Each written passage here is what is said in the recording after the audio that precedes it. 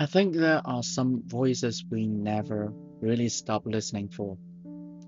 A mother's voice in an empty kitchen, a friend's laugh that still seems to echo in the memory, a loved one saying your name in a way no one else ever could. Grief is the art of learning how to live after those sounds disappear. It teaches us how to sit inside absence, how to carry love when there's nowhere else left to send it. But what happens when a machine learns how to feel that silence? What happens when a voice can be copied so well that it begins to feel less like imitation and more like return? There's a new wave of AI voice tools making that possibility feel closer than ever. And one of them is being talked about everywhere right now. People are calling Qwen3 TTS a major leap in AI voice design and emotion control, even comparing it to 11 Labs and saying it changes the game for free text to speech. That sounds impressive, almost miraculous. A free voice to emotion control, voice design, the ability to rebuild a human voice with unsettling realism. And yet, the more powerful this becomes, the more uncomfortable the question gets. If we could hear the dead speak back, would it comfort us? Would it heal us? Or would it open a door we were never meant to force open so quickly? Because some technologies just do not just copy sound, they copy longing, they copy memory, they copy the part of us that cannot let go. And that is where the real story begins. There is a reason this idea pushed so hard at people. Grief makes us hungry for closeness. When someone dies, we don't only lose their presence, we lose the ordinary music of their life. The way they said hello, the sound of their keys at the door, the pause before they answer the question, the little noises that make their existence feel real in the room with us. And once those sounds are gone, the silence can feel unbearable.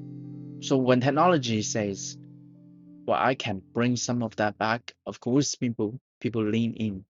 And of course people feel hope.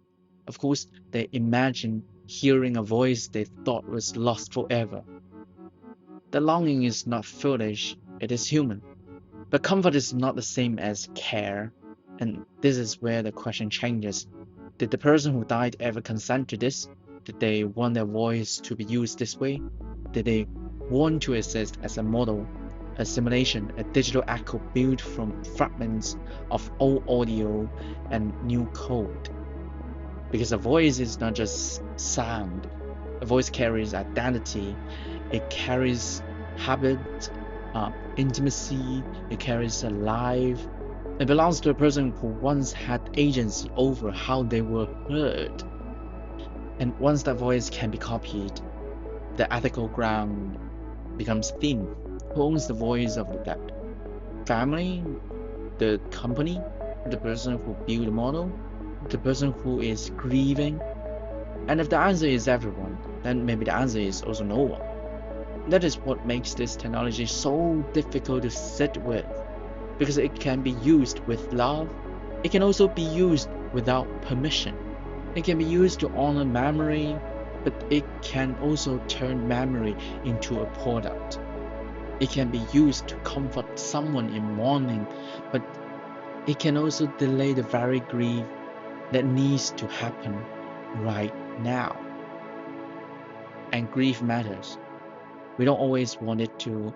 We want grief to pass quickly. We want it to make sense. We want it to leave us alone. But grief is not only pain. Grief is also love with nowhere to go. It is memory changing shape. It is learning how to live beside absence without pretending absence is not there.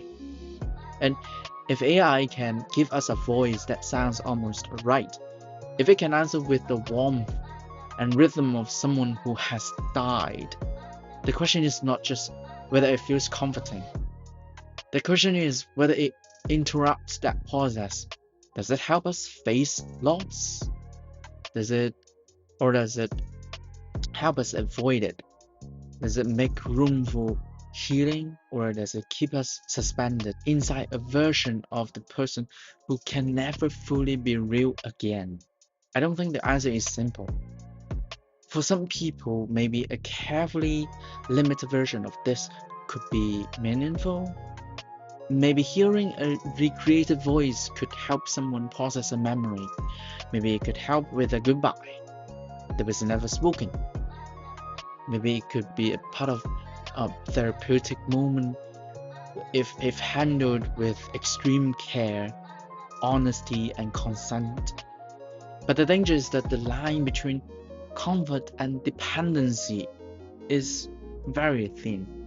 The danger is that we may start using technology not to grieve, but to avoid grief.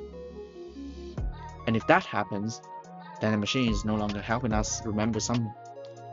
It is helping us to resist their absence. And absence, painful as it is part of what makes love real. I think that's what unsettles me most. Not that AI can imitate a voice, that part is already here. What unsettles me is what happens when longing becomes programmable. When the ache of missing someone becomes a feature, when the most fragile part of us, the part of that cannot stop reaching for what is gone, becomes something that can be simulated, polished, monetized, and sold back to us, because then the dead are not only remembered, they are rendered. We have to ask whether that is devotion or exploitation. Maybe the real question is not whether AI can bring the dead back. Maybe the real question is whether the living prepared for what happens when memory starts speaking with a machine's mouth. Would you still feel like you were talking to them? Would you feel less alone? Would the conversation help you heal? Or would you keep returning to the voice, hoping for one more answer, one more sentence, one more version of a person who is no longer here to finish the story? I don't think we should answer these questions too quickly, because some technologies arrive before our emotions are ready for them.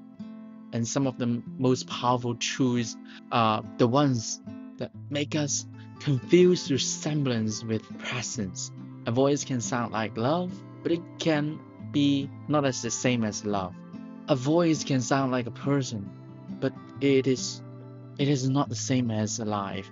A voice can comfort you, but it cannot replace the sacred fact that someone was here and now they're not.